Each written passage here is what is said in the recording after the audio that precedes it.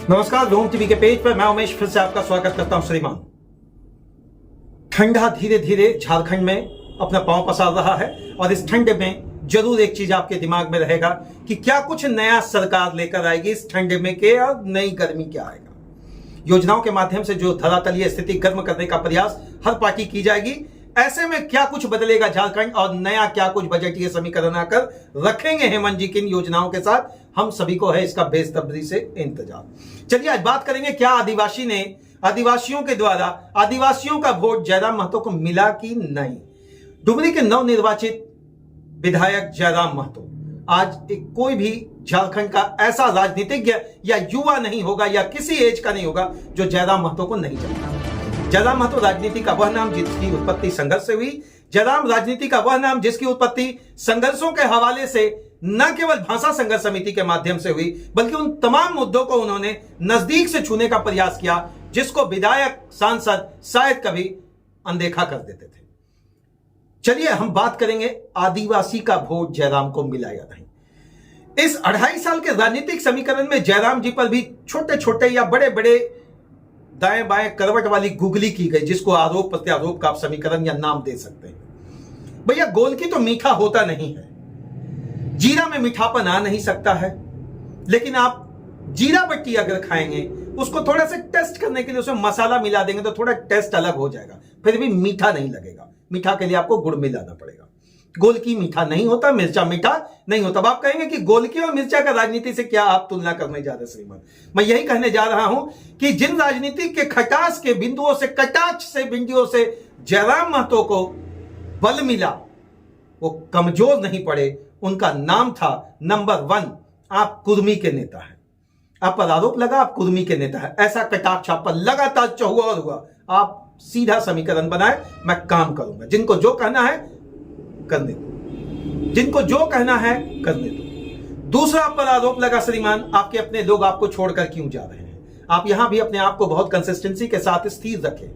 You have decided that I will do and I will do something for Jharkhand. None of the person, none of the option, none of the system that which can stop me. That is one of the good statement that is from my side to you. कौन क्या कहता है कैसे कहता है ये मायने नहीं रखता। तीसरा जो आप पर आरोप लगा, अपने सीटों को बेचा। श्रीमान, कौन बेचा कौन खरीदा, बस बात आकर वहीं आकर टिकती है कि अगर बेचे खरीद परोस की बात, हॉर्स ट्रेडिंग का बात यहां भी चला, जेल के अंतर्गत अगर इनके पार्टी के सुप्रीमो पर भी लगा तो इनकी विजय क्यों हुई, इनका विजय क्यों हुआ। विजय का पताका एक जगह से ही अगर ये लहराए तो क्यों लहराए। अब आप बोलेंगे ये पक्षात्मक तरीके से बात रखना आप श्रीमान छोड़ दें। श्रीमान, मैं पक्ष की बात नहीं कर रहा हूं, मैं यही बात कर रहा हूं कि अगर ये डुमरी सीट निकला तो वहां भी एक आदिवासियों का बहुत बड़ा वोट था।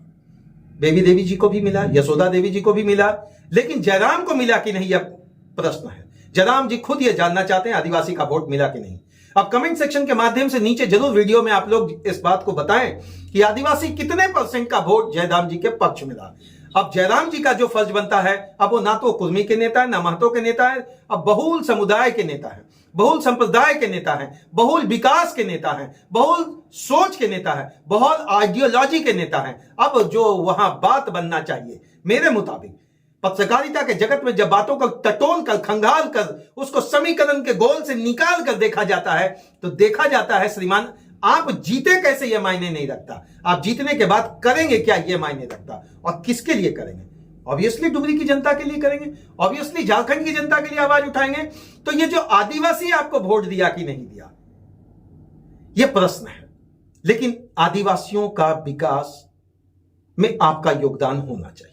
जातियां कोई भी हो, धर्म कोई भी हो, संप्रदाय कोई भी हो, अब आप तो विधायक बन गए, नवनिर्वाचित विधायक हैं, लोगों की उम्मीदें हैं आपसे। इन प्रश्नों से आपको निकलना पड़ेगा, इन प्रश्नों से आपके समर्थकों को निकलना पड़ेगा, क्योंकि प्रश्न कभी कभी इंसान को न केवल आगे ले जाता है बल्कि पीछे भी लाता है। यह प्रश्न अगर आप अपने कलेजे, अपने जहन, अपने आत्मा से निकालते हैं माननीय विधायक जी, तो मुझे लगता है एक बड़ा स्पेक्ट्रम आप सोच पाएंगे, एक बड़ा स्पेक्ट्रम ये सोच पाएंगे कि डुमरी मेरा और मैं डुमरी का, डुमरी की समस्या मेरी और मुझे नैतिकता और सामाजिकता के साथ राजनीतिक प्रतिबिंबता, राजनीतिक प्रादुर्भाव से, राजनीतिक समीकरण से इन चीजों को दूर करना है। कोई कहता है कि कॉलेज बना दो, कोई कहता है चापाकल लगा दो, कोई बोलता है कुआं लगा दो, कोई बोलता है रोड बनवा दो, कोई बोलता है बिजली लगवा दो। ये सारी चीजें आएंगी, लेकिन प्रश्न आकर वही टिकेगा कि अब आपका स्पेक्ट्रम बड़ा है या नहीं, आदिवासी आपको जरूर वोट दिए होंगे, मुस्लिम आपको जरूर वोट दिए होंगे, महतो आपको जरूर वोट दिए होंगे। आपके आइडियोलॉजी से जो कहीं ना कहीं आपके आइडियोलॉजी के फ्रीक्वेंसी में आए होंगे तो जरूर आपका रेडियो एफएम पकड़ा होगा। श्रीमान, आपसे अनुरोध, व्योम टीवी के पेज पर लगातार हमने जयराम जी की चीजों को आपके पास रखा है। आदिवासी वोट दिए या नहीं दिए, किस पार्टी को दिए, कब दिए, कैसे दिए, किन परिस्थितियों में दिया, अब यह मायने नहीं रखता। आदिवासी अब आपसे भी बहुत बड़ा एक्सपेक्टेशन रखता है। यह एक्सपेक्टेशन उनके विकास को लेकर है। क्या जयराम जी आदिवासी का नेता बन पाएंगे? कुर्मी का टैग तो आप पर लग गया, सुदेश महतो को आपने थोड़ा सा बाईपास, अभी पूरा बाईपास हम नहीं कर सकते, अभी आप बाईपास का जो कंक्रीट पिलर बनता है उस पर आप चलना स्टार्ट किए।